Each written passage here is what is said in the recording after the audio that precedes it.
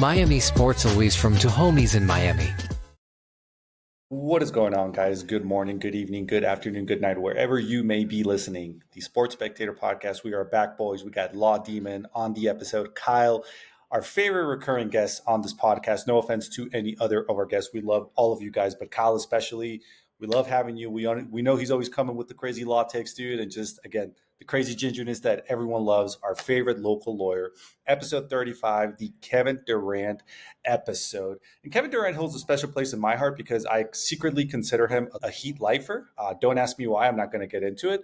But that's going to be the theme of today's episodes. And like Kevin Durant, we're going to be dropping some bangers on this episode, boys. We got a full-packed agenda for today. Absolute chaos, college football, Dolphins, Miami Heat. Might even talk some MLS in here.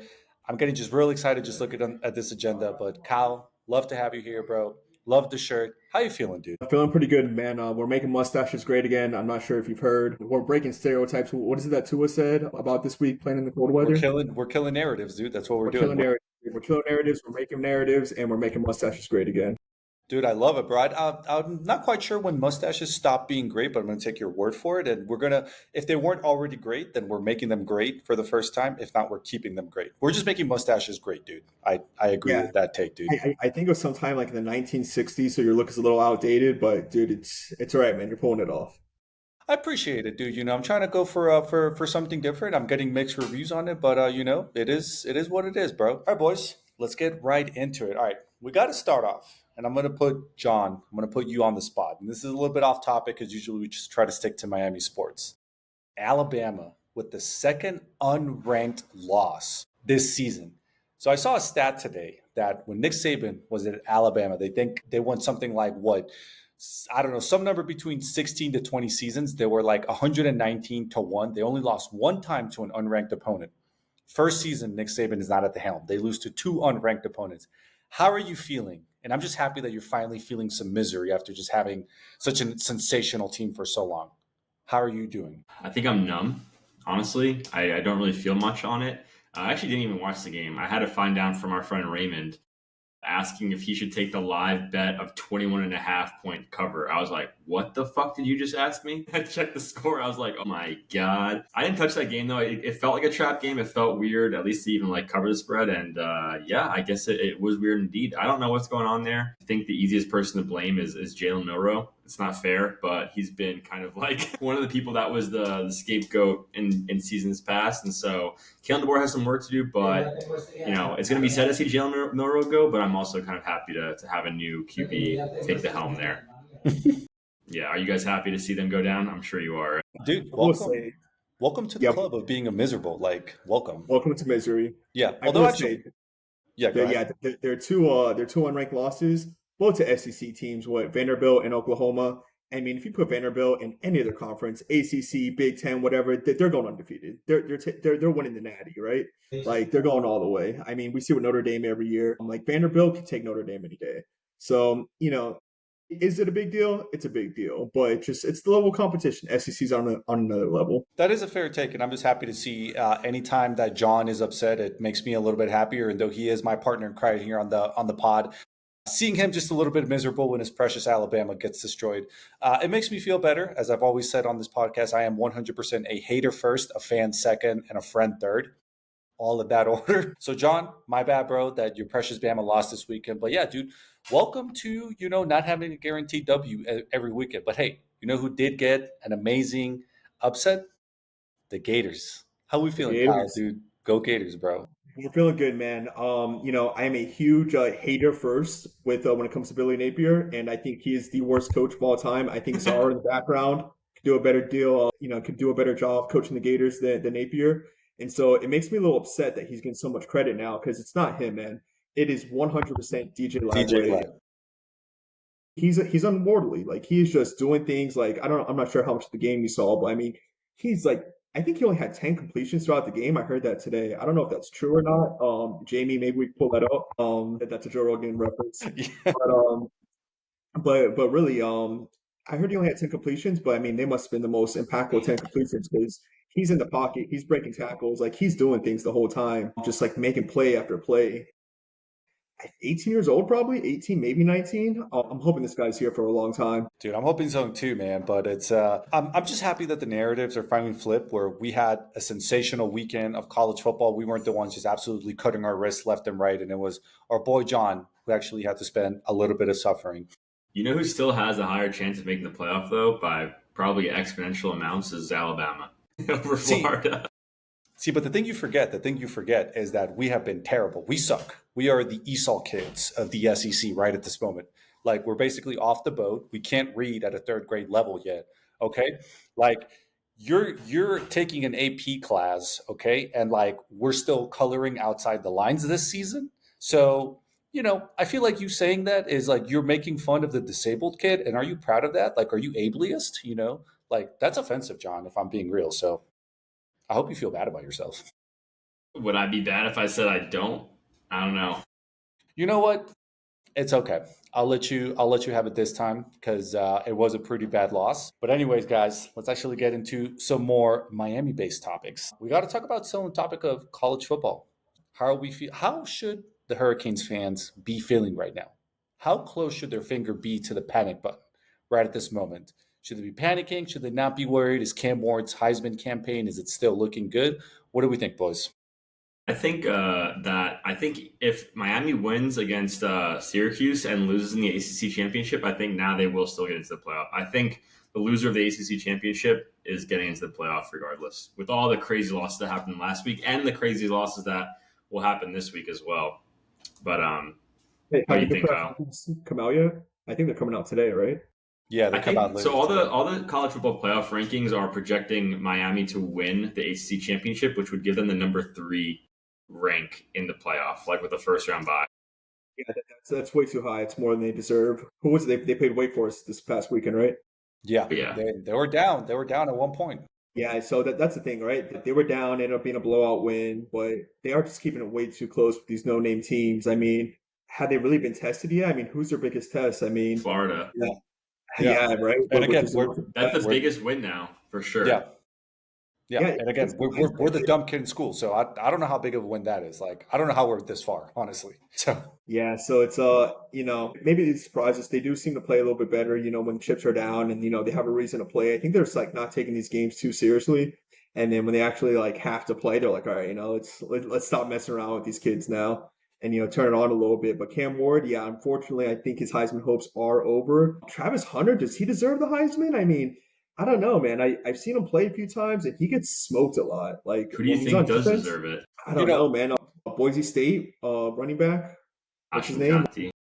Yeah, man. I mean, his numbers are just out of this world. And I saw a Boise State game the other day, and they are putting like fucking what 11 people are allowed on the field. They're putting 12 men in the box every time. Like they're just doing everything to stop him. And he's still putting up like unworldly numbers. Not as much as he was in the first couple weeks. They're just focusing on him so much, but it's definitely a little bit of a QB bias. Well deserved. A quarterback doesn't make the team, but yeah, I mean, I definitely, from what I've seen about Travis Hunter, I think it's a lot of the Deion Sanders hype is giving him that. I'm gonna give a big shout out to say fuck Deion Sanders. You can tag him on this if you want to. I think he's overrated. Most of my hate comes from the fact that he played for FSU. But he's a fellow FSU hater now, so you know what? Maybe we can't be friends. I You think he's don't more of a like social media coach. Yeah, so I do agree with that take, Kyle. I Yeah, don't. definitely. Deion Sanders as a messiah. I like him, honestly. Yeah. He was Elaborate. pause, but I don't know. I think he's great. Like I think he's proving he's killing the narrative. He's KTNing, and I like it. Like at first I was like, okay, this is kind of annoying, but when they actually started winning meaningful games, I was like, this is actually nice. It's gonna be interesting to see what happens when his son leaves because everyone's kind of projecting that he's going to go to the NFL with his son and coach the NFL or take a bigger job at a different program. What do you guys think? You think he'll stay at Colorado or go to the NFL or another program? I've So I heard don't that think. he's looking to. I've heard he's going to the Cowboys personally. I don't know Sign how. me up. Yeah. I don't I'm see a down. chance of him going to the NFL. Just because I think it was him who made a statement that says he doesn't really see himself as a coach as much as like a developer of young men. And like that's what he feels his purpose is in life. And so I think definitely he'll stay in the college game somewhere. It's just where in the college game does he stay at Colorado? John, you said meaningful wins. I mean, I'm not sure if we consider Colorado State to be too meaningful. But I mean, we'll see. I know he really wants to go to FSU, and that's why he has the beef with FSU now. But he's recruiting. I know he just flipped another big recruit to Colorado. I forget who. Michigan. Well, we need to talk about Michigan in a minute. They're paying. They're bringing out the big bank over there. Maybe Colorado's doing the same.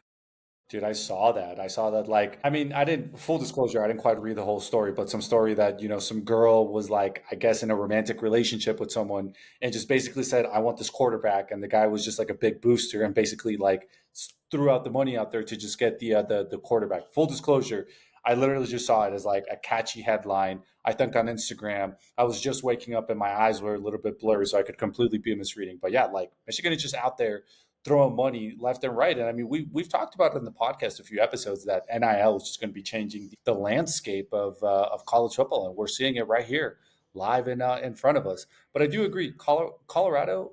Who have they played? I mean, they barely, they're just beating unranked teams, and anytime, just like the Miami Dolphins, and we'll of course talk about that in just a minute. And anytime they get a true test in front of them, they just always seem to piss the bed. Okay, they're like an untrained Zara right now, and they're just kind of peeing wherever. All right. Yeah, hopefully. Hopefully not. But but no, college football right now is it's crazy. It really is probably the greatest sport on the planet. Where any given Saturday, anyone can lose. I mean, how many upsets did we have this past weekend alone? That's incredible. And I think I speak for everyone, the listeners, the haters, the lovers, anyone out there who has any opinion related to this page. But I feel like the 12 team playoff is just going to be groundbreaking. I'm excited. I'm super hyped. And above anything else, um, I feel like the Gators make a case for the first 5 loss team to ever make it into the college football playoffs. And that's what I'll say there. That's my piece. You know what's gonna be crazy is the home games for the college football playoff. The first rounds are all at the higher seeded teams' campus. I like that. I think it's a good take. It's gonna be nuts. I will say, and I know the SEC has a lot of haters. All the SEC's overhyped, and the SEC gets favoritism. Again, I think it's well deserved. I mean, let's say Ole Miss this past weekend, right? Do you think Ole Miss, who else is in the playoffs? BYU is BYU in the playoffs? Like, do you think Ole Miss isn't taking BYU? I mean, especially now that SEC used to be split between West and East, and now it's just one conference, right? Everybody's playing Yeah. everybody. Like, Gators usually wouldn't play Ole Miss. It's just not fair. It's just like that is a playoff the whole year, like every single team. And it's just kind of not fair. They're beating up all these teams. And you got other guys like Notre Dame just like picking and choosing like who they get to play all year and just avoiding all the competition. And so I mean, if it were up to me, I would make just an SEC team playoff. Sorry, you young fans out there. I am wearing my Gator hat right now, so maybe a little biased here, but Miami can come to the SEC. That'd be sick. yeah. They wouldn't be able They to should. last if we're being honest. Let's be real. I You mean, you like, do you think they're beating Alabama and Auburn, a Texas A&M, an Oklahoma? Like, yeah, for sure. realistically, yeah, they can beat up on a weekend UF team. Like, all right, sure, like they got a big win over us, but that would never happen again, especially not right now with the way Lagway is playing. Like, if we were to replay them right now, he would just absolutely torch the shit out of them because that defense, okay, has more holes than the ozone layer. All right, it's terrible. It's terrible, and that's what's going to get them out of the college football player, the playoffs, is that defense. The secondary, awful. The front seven, awful. It's really just Cam Ward's team.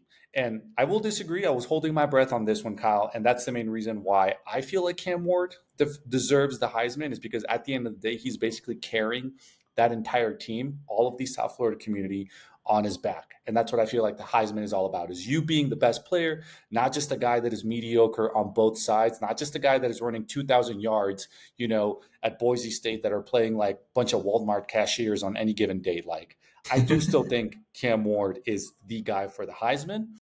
But you know what? Just because Miami's not winning, he's obviously not going to get it, because ultimately Heisman always ends up being to the best player on the best winning team. And right now, that's not Miami. That's my piece Yeah, on it. I totally agree with that. And I think Cam Ward's well deserving of the Heisman. He's putting up great numbers. I think he just broke another record. John, correct me if I'm wrong. Maybe it was most touchdowns or most yards in a season.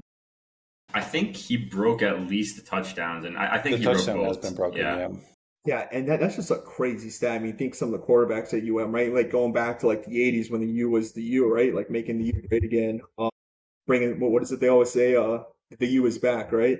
But I mean, you Mhm. got like Bernie Kosar, Vinny Testaverde, some big name guys that have won the Heisman and been out there, but he's breaking their record. So I mean, he's definitely put up a hell of a season. I think it's well deserving of the Heisman. Miami sports in general just kind of they don't get the media attention, and very undeservingly so. Of like some of these other cities, like how is Green Bay getting more attention than Miami on like a daily basis? And Dude, that's why we created this podcast because we felt the exact same way. The national media didn't want to put South Florida on a big stage, so we're doing that. We are a highly recognized international podcast. All right, we're ranked somewhere. We're ranked somewhere out there because one time John showed me a ranking where we're ranked somewhere. So we are giving it that spot. Okay. Jeff Bezos listens to us on the way to his yacht every morning, every Monday, Tuesday morning. well, Jeff Bezos is a Miami boy, so that would make sense. Born and Yeah, raised in Palmetto Bay, represent. Exactly. Dude. And but I hear we have a Columbia studio now. yeah, Juan tuning in live from Colombia. Yeah, dude. You already know, dude. That's why I said international podcast. Okay. But with the Heisman race, like I agree, it's super fluid, and I do agree Cam Ward deserves it, and there's actually still a chance for him to earn it. I mean, like if he has a big game versus Syracuse, if he has another big game in the ACC championship, the Heisman Award is December 14th, and the ACC championship is a week before on the 7th. So he has 2 games to put on a show, and I mean, I think he could easily take it back. I feel like I don't know if you've been tracking the odds, but I feel like it's huge movements each week for Yeah, favorites. and it's same thing with MVP voting for that matter as well. I mean, they're saying that Saquon Barkley is now like the leader for MVPs in the NFL. I There's wonder no what way two that is. there's no way they would ever give it to a running back. That's when was that? I mean, when was the last running back to win MVP? AP? Adrian Peterson, yeah, the last non-running back to win it. Before that, I mean, Peterson? Cooper Kupp got snubbed a few years ago when he had that like 2,000 yard crazy season, and I think Aaron Rodgers won it that year, and even the year that Adrian Peterson won it, I think Peyton Manning like almost. I mean, Adrian Peterson had like this great season, 2,000 something yards. He MVP, right, put the team on his back like you're saying, and even then Peyton Manning, who is a go, but he had like 40 something% of the vote. He almost took it from him. I don't know. It's also been a crazy NFL season. It's no, I do agree that's been changing day by day. John, you were going to say something? I was gonna say, I wonder what the odds were for Tua to win like MVP or Offensive Player of the Year, like when he got injured. If you took that and what they are now, I couldn't find on a quick Google search, but must be Yeah, crazy. I was just looking on for the Hard Rock app for the latest. Hard Rock Bet, if you're watching this, unban me, unban my account, free Wait, JL. wait, time. Why did they ban you from it? I'm sorry, I got to hear this story. I tried to hack their KYC process, and they had good enough defenses, so they banned KYC? me. What is that? We're not going to admit to that on air here. Yeah. They already got me, so hey, good job, Rule number guys. one. You caught me. I just pulled up the latest Heisman odds. We got Travis Hunter at -1,000. Got to bet $1,000 Whoa. for 100. Wait, he's Next at up, we got -1,000 right now? -1,000. Next up, Holy we shit. got the Boise State running back Genty. Is that how you say it? Genty's at +700. After that, we got Cam Ward's in third place at +1,400. So yeah, I can see a realm where there's a possibility, and it falls off after that. We're talking like 10, 25,000, 50,000 after that. Yeah, I mean, So yeah, if Travis Hunter has, I mean, he's balling. I don't know if you guys saw his game this past weekend, but he was a G. At least on offense, like yeah, he's definitely a playmaker. He made a crazy interception, but if he has a down week these next 2 weeks, and Cam Ward has a good up week, I mean, I would take that bet maybe, maybe Could not. yeah. it I could I change. was hating him on the defense side just because like from what I've seen, and I've probably seen maybe like 4 Colorado games this year. I mean he just looks gas, and I can't blame him. He's playing both sides of the ball, but I mean every time on defense I've seen him get burnt a lot, man. Just gas, but yeah, he does come up with that big play every once in a while, but on the down and down, seeing him giving us some big third downs, and to like also these like no name teams. There's against Colorado State that I'm thinking of that wide receiver from Colorado State was just burning him every single play. Kyle wants to make sure Colorado State knows that he does not respect them. That's right. That's right. I think I think don't Kyle think they just have holds. access to internet. I think Kyle just holds some resentment because, correct me if I'm wrong, but I believe our old head coach Bill McElwain, that's where he came from, was Colorado State. He went So to Colorado State afterwards. And he was at afterwards, Alabama. But you know what? We'll leave that guy to making love to his sharks. Not sure if you ever yeah, see. yeah, You Bill, know, yeah, unfortunately, there's no sharks out there for him. we haven't. This podcast still very not fondly remembers that weird ass picture of you taking with the shark naked. We very much remember it, McElwain. All right, people don't forget. People do not forget. Was that before, or after, or during his tenure with Florida? It was During during his tenure. it was Wow. literally during. Yeah, Butt naked on top of a shark, just on it. Well, let's get a clip of that on here. yeah, Yeah, dude. Jamie pulled that up. All right. Also, I'm gonna give a special shout out to our sponsor Zin. Zin, if you hear us, please sponsor us. If not, I'll do it for free. They love you. Oh my God, we're gonna get so many cease and desist letters like in this next week. Don't worry, I'll respond to all of them for you guys. Fuck those motherfuckers. Law demon, dude. Protected by Law Demon. It could be like how you have like ADT security on your home. We can have that on our podcast. Protected by Law Demon. All inquiries.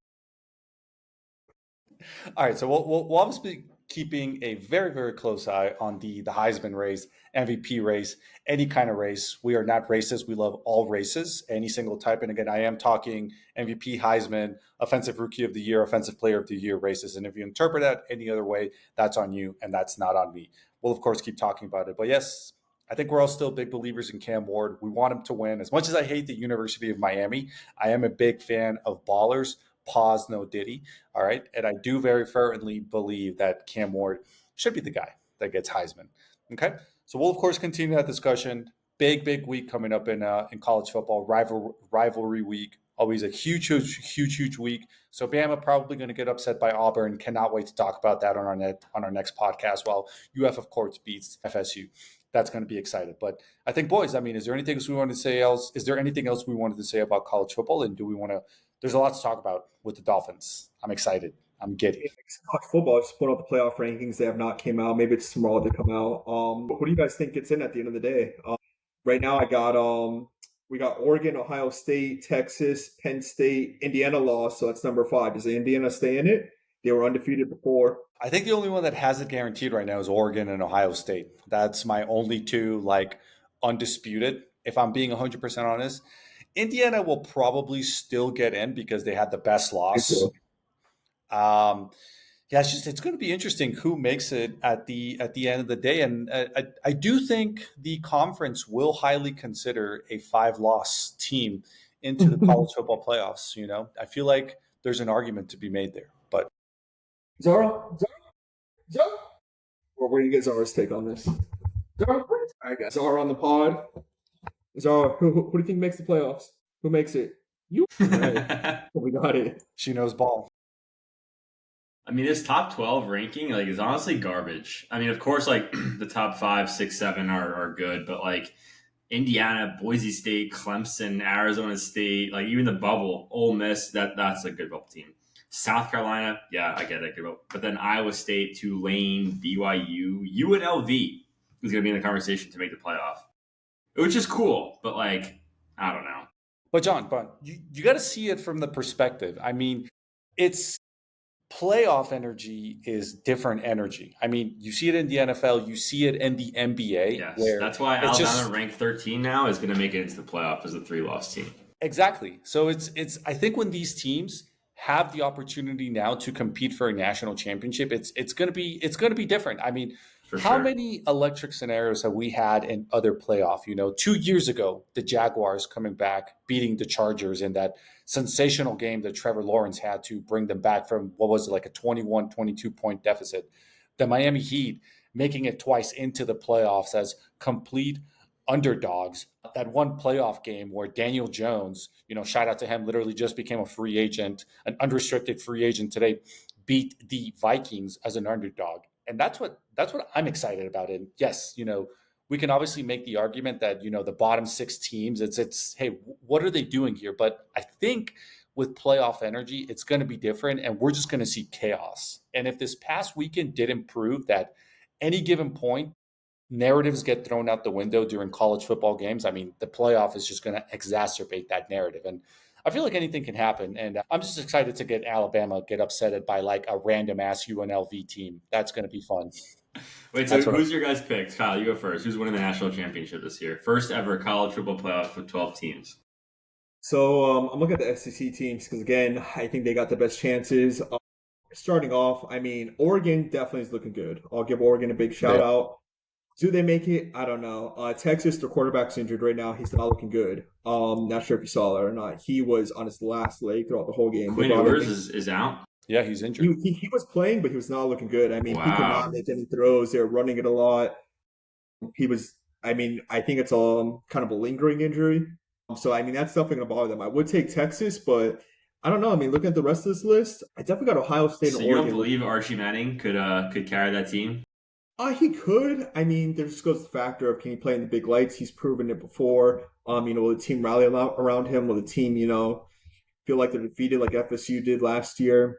Tennessee, I'm looking at Tennessee right now. They're still in the playoffs.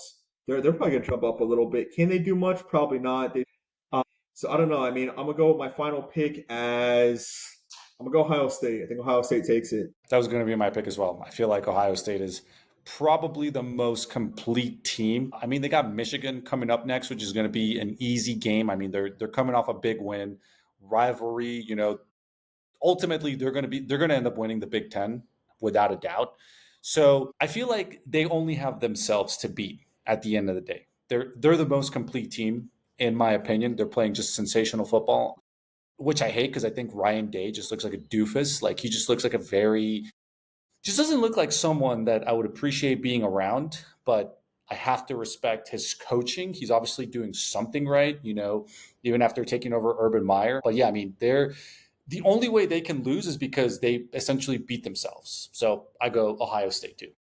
One loss does come from Oregon. Correct me if I'm wrong there, but I mean Oregon has beat them already, and Oregon does look pretty good. Two of the best well-coached teams. I mean, you're hating on Ryan Day. I think he's a great coach. I think he's the best coach in the league.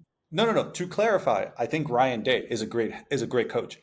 I just simply do not like his face. I don't know what it is about his face. It just looks very, very, very punchable. Like I feel like he would be the guy that would park in a handicapped spot. Okay. And like you just happen to be bringing your grandma to the mall and you're like, oh, I needed to park there. And he's just like, well, I got there first. Like I don't know. He just rubs me. I just hate his face.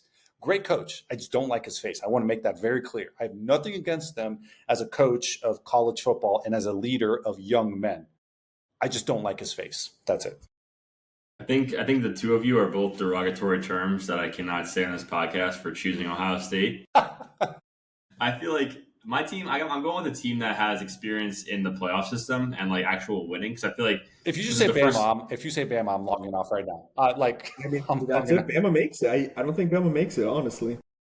There's a chance, but I agree. I don't think they make it either. But I go with Georgia because I think it's got to be a team that has experience winning on like a playoff structure. And literally, Ryan Day has not won at all. I think that they're going to be I think Ohio State and Oregon and Texas, and of course Penn State, because Penn State always disappoints, will just be beautiful failure stories for this season. And then a team that has experience winning like Georgia will step in and win. And besides Georgia, there's really no other team besides Alabama that has experience winning the playoff. Yeah. All right. I mean, I definitely think if UM gets that first round bye, then I like them. I do like their chances. I think they could pull it off, especially maybe they rise to the competition. I think they got a chance there. I'm gonna say it on air right now, and I will hold myself accountable for this take. If Carson Beck manages to lead Georgia to another championship, I will literally chug 15 beers and run 3 miles. Okay, if Carson Beck and you can put that on the official transcript, I will do that if that guy manages to do that. Just can we get it, off our chest right now? Is he doing meth? Is he a meth addict? I don't know. He's doing something. A picture of him. He's on something, man. I also he's dating someone famous from like a famous influencer. Or the Calendar twins. Yeah, he is, right? How is he pulling that off? You don't say. But what do you mean? NIL money? Like, bro. I mean, she's got it too, man. So I don't know. Maybe she's a meth head also. Not making any accusations here. Just throwing out some possibilities. Not making any accusations, but maybe she's also a meth head. Don't mean to point fingers, but might be a meth head. I was about to ask, it's like, can we ask our lawyer if we can say that on air? And it's our lawyer that's literally saying that on air. Oh God, dude, we're so cooked. We're not making it to 40 episodes. I know that. Shoot. Listen, that's all I got to say. If Carson Beck and his like weird like Tiger King boyfriend looking face like takes Georgia to a national championship, like I will do that. I will chug 12 beers and run 3 miles as punishment. Bro, I think you're doing it. Well, we'll have to make a whole like content day out of it because, bro. Yeah. Listen, ingrain it into the sands of time. So basically make a post out of it is what I'm trying to say by that is I will do that if Georgia literally manages to accomplish that. You have my word. We have the law demon here as our enshriner. I will say, if he somehow faces Georgia in the playoffs, I got you in that game. Oh yeah, 100%, 1,000%. Okay, I feel like Xavier Restrepo, like he has playoff energy. Like he just seems like the kind of he seems like a Julian Edelman, like Chris Hogan type of guy that like when the lights are brightest, I can just see him making the crucial plays. So I would agree with that. All right, those are interesting comparisons you made, but we'll go ahead and skip that. Well, because they're both clutch players. Like I don't know what you're getting at. They're both clutch. Julian Edelman literally won the Patriots a Super Bowl because of his catch against the Falcons. So like, yeah, I don't think Chris Hogan did anything. So no, he did some stuff. He did stuff. Yeah, Wes Welker. Hogan, Edelman, just something about him. We got lots of great. I don't know what it is. I just like something about him. But we're cutting this out. All right. So a lot of college football that's going to be happening. So we'll, of course, keep talking about it as it continues. I feel like I'm going to somehow regret my decision of what I just said against Georgia, but I am a man of my word, so I will hold myself accountable. All right, moving on to some other topics.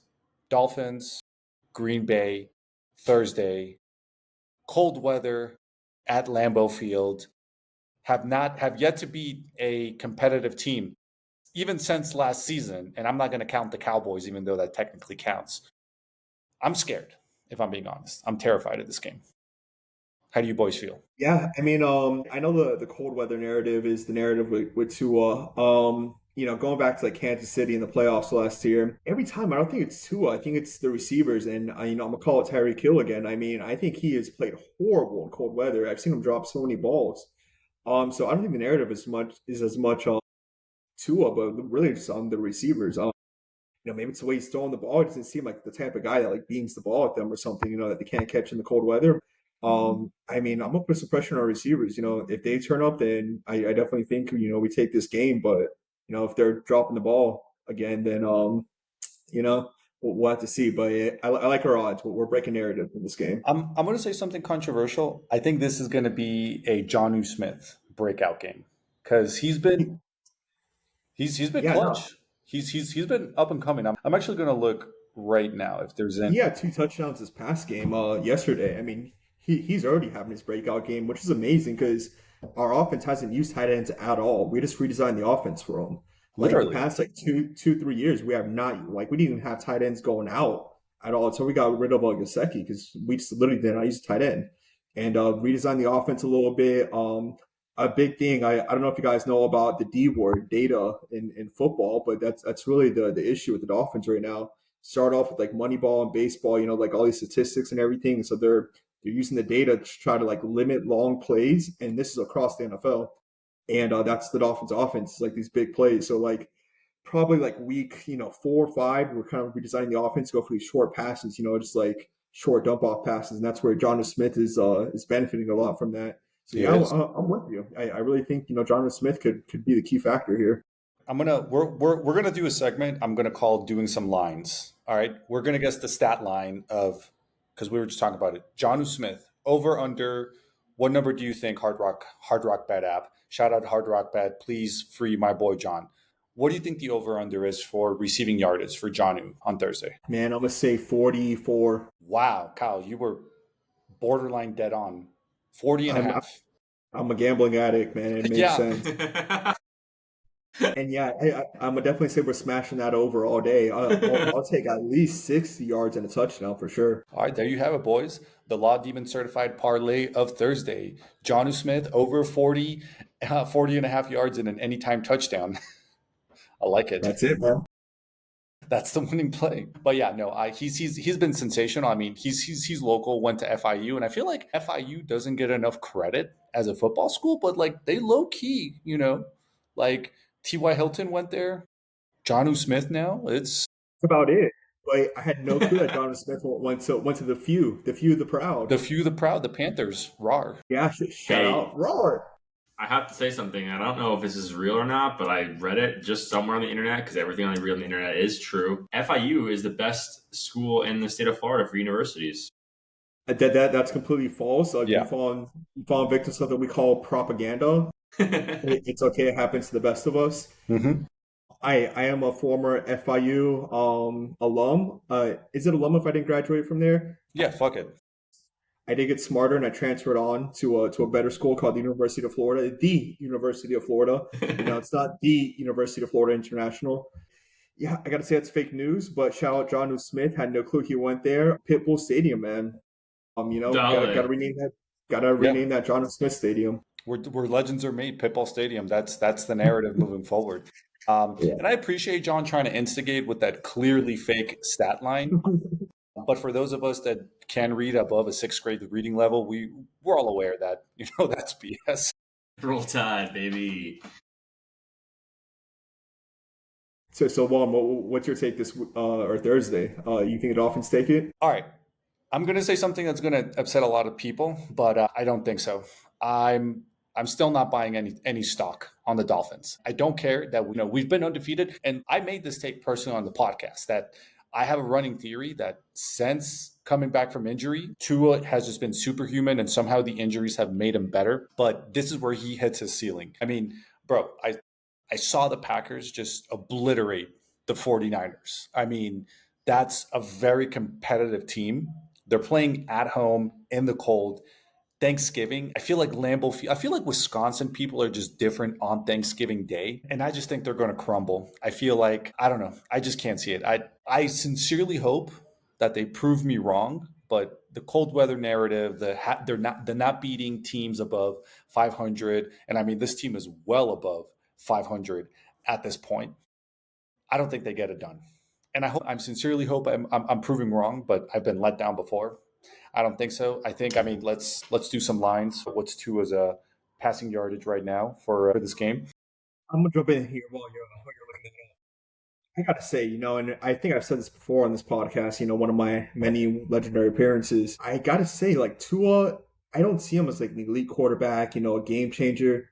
But maybe he is, man. And even if he doesn't put up the stats, he puts up the W's, man. He's just our team with him compared to without him is so different. 100%. But we stay at the meaty part of the bell curve. We're sensationally average at best. Okay, and that's what it is. And the way I see it, look, this is the equivalent of me going in and like going undefeated against a bunch of like preschool kids and then being like, yo, Dana White, like I'm 10-0, let me fight like the heavyweight champion. It's just like, okay, just because on paper you're undefeated, like you're 10-0 does not suddenly entitle you to a heavyweight fight, because all I've done is beat up preschoolers. Okay, I don't condone child violence, by the way. It's just for the sake of this comparison. I think that's what we are. We beat up on the mediocre teams, and anytime that we come up with a competitive team, and like the Green Bay Packers right now, like if it wasn't for the Lions, they'd be atop the NFC North, which is a ridiculous conference this season. I mean, 3 teams. It's Week 12 that are 8 wins or more. That's crazy. Okay. And I don't think they can do it. I respectfully, Kyle, I disagree. Tua is a game manager. Like, yeah, when he gets hot, sure, he gets hot, but he's a game manager at best and a liability at worst. That's Listen, just my take.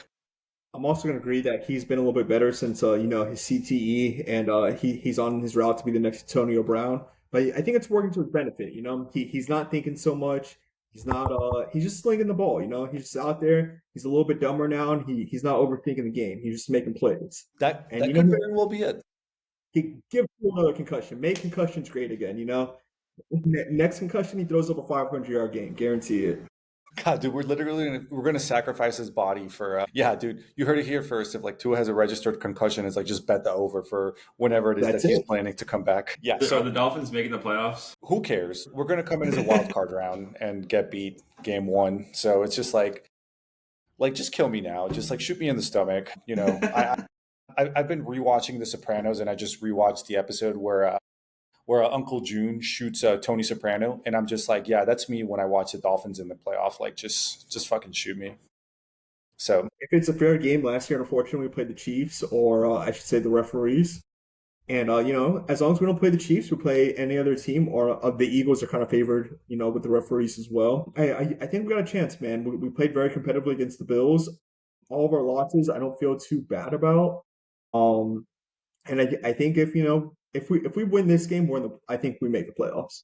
I think so. Sincerely hope that I'm proven wrong, but I'm kind Me of hedging too. my bets because if we lose, I can come back and say, hey, I told you guys, to a game manager at best, I was right.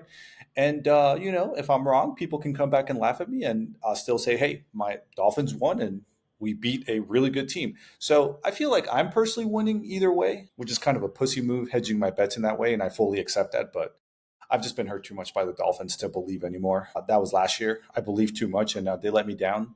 I felt like I was emotionally ghosted for all intents and purposes, and I'm not giving them that chance again. Listen, the thing about a toxic relationship is that it gives you hope, man. You have hope that they're gonna make it. You have hope that they're gonna pull through. And let me tell you, I have a toxic relationship with the Dolphins, and they're gonna pull this out. Oh my god. They're definitely not. They're definitely gonna make the playoffs and lose first round for sure. It's gonna be like, oh, we're gonna make it. I think the Dolphins look really good right now. Mike McDaniels is making really stupid comments in radio pressers again, He's which means love the drinking it. again Dolphins for are sure. back. He's drinking. A hot take is Mike McDaniel's a heroin addict? I don't know. He's always wearing long sleeves, no matter the weather. You're Might have made this. right. I might have made this take before. It could be fucking 110 degrees out, and the guy's in a hoodie. Is he a heroin addict? I don't know. Maybe he needs more heroin and CTEs. That's what we need here. Okay. He's pulling a Demi Lovato basically, because that's what she used to do when she was going through that. Yeah. I'm not too versed on Demi Lovato like you are. But I am well versed on Ariana Grande in Wicked 2. Shout out to Wicked 2. And she sold her soul, apparently. I don't know if you guys have heard this conspiracy. She looks Share very it. different now. Yeah, Is she Jamie from also doing Football. heroin? No, I I think thought she it was sold her just soul. Ozempic. Yeah, no, there's a before and after of her, like, looking like all, like a normal girl, and her looking like a crackhead now. And Hmm. that's what it takes. If you got to sell your soul, because Wicked 2 has been very successful, then I think McDaniel's got to get on that, man. He's got to sell his soul. Quick correction So, for the fans: it is not Wicked Two. It is just one Wicked. I don't think there has right. been a Wicked. I'm thinking Gladiator 2. I combined those two in my head. Gladiator 2. Shout out to my girl for taking me to see it. Thank you to all. What's out? It is out. Is it good? I will let you make your own decision. It's very action packed. It's very action packed. It's a continuation of the first one. Remember Lucius, the little kid, and he becomes a slave somehow. How does he become a slave? I don't know. Denzel Washington is a crazy slave master. Let me tell you that. Oh my And god, Gladiator 2 should have been called Wicked, because man, that guy is out of control. that was I will funny. say that. I saw where you were Like, going with that. Wonderful review, Yeah. Kyle. Yeah, we're when we get banned, however many cease and desist letters we get from like sports books and like NFL teams to tell us to stop making this pod, we can slowly transition into being like movie reviewers. And Gotcha. but yeah, listen, all I got to say is I'm somehow going to get bought in. Like I'm saying right now that I'm not a believer, but it is 9:26 p.m. on a November 25th. Somehow by Wednesday night, I'm going to gaslight myself into like I'm gonna start seeing like shit on Twitter, and like I'm gonna be like, oh, there's not that many people on the injury report, and I'm gonna convince myself that we're gonna win by then. I don't know. I'm scared. That's all I gotta say. That's all I got. Yeah. all right, I got a fun fact stat. I saw people say Honey Smith is so close to breaking this record for tight ends. That. So I've been doing this math on the Excel sheet, slinging these columns around. None of that was true. It was all bullshit. But the one stat he is close to holding the record for is yards per game. for a tight end of the Dolphins. Currently, it's at 49.4 yards per game, and he's at number 2, 48.6 yards per game. Whoa. So he might break that record if he keeps catching balls. Who holds the record right now? Randy McMichael. Yeah, you're spot on. How'd you know that? That's my boy, number 81. He was True a stud. fan. Best tight end we've had until Jonnu Smith representing the few. Yeah, I mean, that's honestly a pretty embarrassing stat, but Randy McMichael was doing things before tight ends were tight ends. Tight ends have become slot receivers. He was doing things back then, like next to the right tackle. But yeah, I mean, Jonnu Smith, I'd love to see him break it as much as I love Randy. Dude, I hope so, man. And maybe he's the difference maker. We have the talent to win. We have, I mean, so many players have just been like balling out, the ones that have been able to stay healthy. I mean, I'll give my respect to Tua. He has been balling out, and I want him to prove me wrong. I want him to prove me wrong on Thursday. I mean, Tyreek Hill, obviously, like Jalen Waddle's finally like coming back. Devon Achane, just such a crazy running back, man. Chop Robinson is finally coming around to, justifying the first round pick. Zach Sealer, I mean, defensive tackles, like probably top 3, maybe even top 2 in the league. So, yeah. Defensive captain, man, fucking like 38 years old or something. I think he played high school football with Mike McDaniel. And man, he's the leader of our defense right now. He's a Killing it. leader of men. He's a leader of men, which I feel like this team hasn't had in a while. So it's going to be intense. I'm going to be watching that game. I'm going to be scared. I'm going to be nauseous. I'm going to be worried, but I hope I'm proven wrong. All right. We're going to do one last line here. What's the point spread right now? What do you guys got at this game? And it's actually a lot closer than you probably think. 6.5. Green Bay, 6.5. I'm thinking that's a spread. I'm gonna take Dolphins by 13 points, but that's my own personal spread. I would say the books probably have it at 6.5 right now, and I would say smash that on the Dolphins. I'm taking money line Dolphins. Money line Dolphins. Jonnu anytime touchdown and over on the yards. So Hard Rock Bet app actually has it, and you might be surprised because I was. Green Bay -3.5. All right, that's a lot closer. A lot closer than I quite frankly thought the books were going to give us. I thought it was going to be like -7.5 Green Bay. Yeah, I like to see it. That makes me a little worried that they're putting it that close. I'd rather be underdogs in this game, but I think I like our chances. I think Dolphins covering the spread at a minimum is a good one that game. So I would say that Jonnu Smith over 40.5 yards. Jonnu Smith anytime touchdown. You know what? Jason Sanders, longest field goal of the day, 50 yards. I feel like he's going to have a game too. I'm really worried about, hey, how's the weather looking on Thursday in Green Bay? It's a low of 22 degrees and a high of 33 degrees. It's going to be freezing, and I think the Dolphins are going to get shit on. Well, 22 degrees is like summertime in Green Bay, so I like that. That's looking good for us. It's going to snow too. Oh, man, all right, that's not good. Boy. And I think they're even going to be wearing white too, which is, they're going to be wearing their throwbacks. Actually, got confirmed today. They're going to be wearing the white throwbacks. Yeah. I don't know how smart that is, wearing it in the snow. Yeah. Tua is going to be trying to find these guys like, in Game of Thrones, like White Walkers. Yeah, his vision's already a little blurry, so. Yeah, dude. Boy. All right, boys. We're going to see Thursday. I might get a little bit more suicidal after that game, so we'll see how that game goes. All right, we got to talk a couple other things. Obviously, we already went through all the big topics, but low key, the Heat have been pretty on fire. Fun fact, guys, they are currently, I don't know if you guys have seen them or if you guys have any thoughts, but in the new city uniforms, the blood red Heat culture, currently, well, at the time of recording this podcast, at least, undefeated in those uniforms. Jimmy Butler contract year, having a sensational season.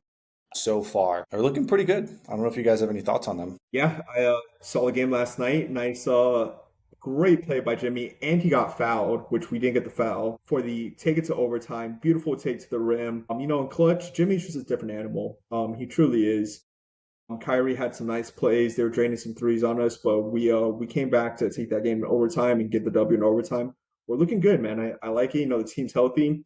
We're looking good. Yeah, we gotta see how the season progresses. Obviously, still way too early to tell, but it's yeah, heat culture. It slowly looms up on you, and before you know it, it's playoffs, and suddenly we're kind of making it in as like an 8 seed and just ramming through 1 seed, 2 seeds. Yeah, man, it's obviously not a whole lot going on, but we'll of course be talking about as the season progresses.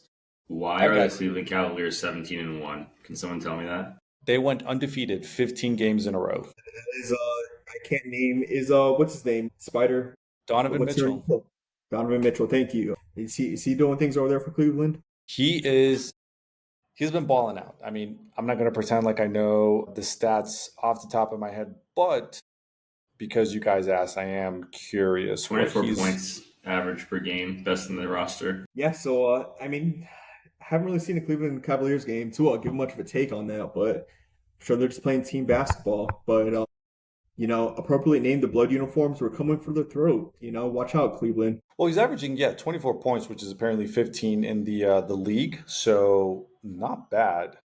I am curious, Cleveland Cavaliers, how far they're doing.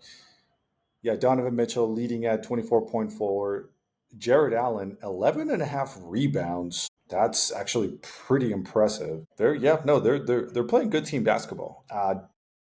Definitely not a team I think anyone wants to see in the playoffs or even the in season tournament for that matter, or the NBA Cup, as Adam Silver's NBA is calling it. Yeah, and I'm sure the Basketball Association more than anybody does not want to see them in the playoffs because nobody cares about the Cleveland Cavaliers. That's not very nice.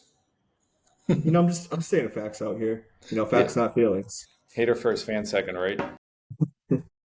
Also, I have the Ravens and Chargers game right in front of me, and the Chargers With the glasses.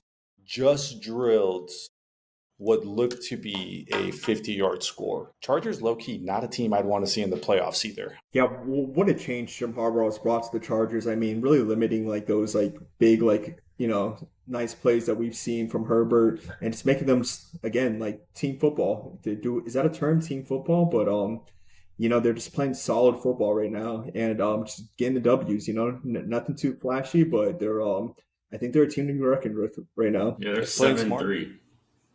They're a Yeah, good team. 7-3, and they're looking to upset the Ravens, and now they're suddenly 8-3, and that's a dangerous score. That is when you start having conversations about like, is this team serious? Might be the best division in football right now. KFC West. The AFC Chiefs, West, Chargers, Broncos. if it wasn't for the Raiders, yeah, it probably would be. Yeah. yeah. I'm gonna have to go with the NFC North on that one. I mean, the Lions are just looking. I mean, who doesn't like the Lions right now? Yeah. Lions, Packers, obviously, two great teams there.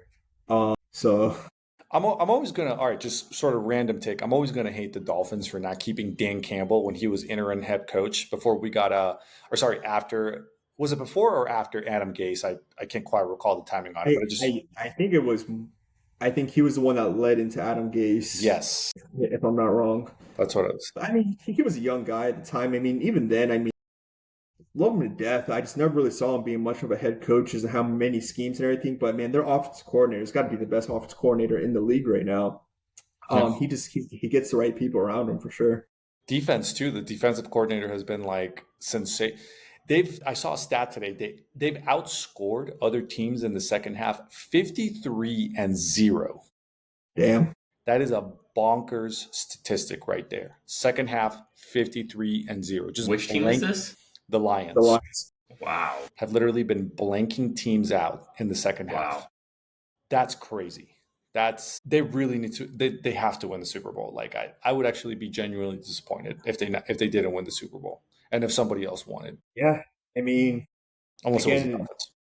not to hate on the refs and everything too much here, but I was watching lots of replays of last year, and what was that call? It was last year with the Lions, right? That they had the ineligible The receiver. lineman Yeah. that caught it. Yeah. Yeah, and definitely have it out for them a little bit, but I hope they just blow these teams out so much it doesn't come down to that. Yeah, they And weren't in the another one I script, like saw. you said. Yeah, I mean, remember also was it last year, or the year before, with the Bengals, Chiefs Bengals, where they gave the Chiefs, I don't know if you guys remember, like a second try on fourth down, and then a third try on fourth down, like after a defense holding call, was like 3rd and 25 maybe. Yes, I remember that. So there's definitely a narrative. I think they're trying to make the Chiefs undefeated. I'm glad they finally took an L.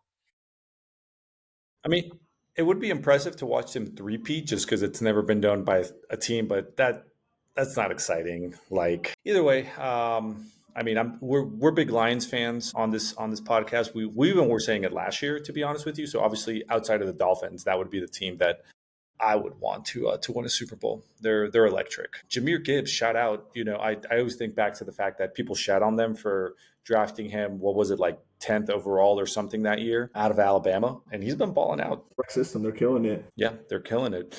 All right, boys. I think we've discussed enough ball. I don't know, John. Is there anything we want to mention real quick? MLS World Cup. Any news that are worth spotting to the fans? I don't think so. Kyle, what's your hottest law take or sports take or any take you want to get off your chest while you're with us? Yeah, I don't have too many that I haven't gone already, but we'll just say fuck the Chiefs. I really don't care who wins as long as the Chiefs lose. So I'm gonna say fuck the Chiefs, fuck Taylor Swift. But Matthew Kachuk, before the Panthers, I want to give it a big shout out. Fuck him. We don't like him. Wait, we He don't. knows why. If you want to at him on this, he'll know why. He thinks he's a big fighter.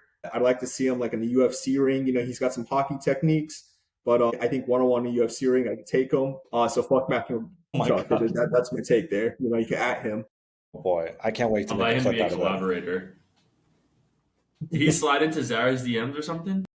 It's something. It's just some personal. I had ringside seats the other day. Not ringside. What do you call that? Rink, Hockey rink, right? rink Yeah, side. rinkside seats the other day, and he just gave me a look I didn't like. So, Dude, you're managing looking ginger, and like you're huge right now. So he probably was. He just felt intimidated. yeah, that's probably what it is. He saw me. He's like, I know that guy could take me. So, Yeah, he's like, I gotta figure out a way to intimidate him. Otherwise, he's gonna come into the ice and whoop my ass. yeah. So that's about it, guys. On that note, fuck Makachuk, whatever you pronounce the name. I like the guy, so I'm not gonna say that. All right, Kyle. As always, love having you on the podcast, man. Another sensational episode. Law Demon, follow him. He is at Gingerbread Man. Although we've told him he should change the handle to Law Demon, we think would be a lot more funny. But anyways, guys, thank you for listening once again, and we'll of course be back next Zara episode. too. Shout out For Zara. real. Bye.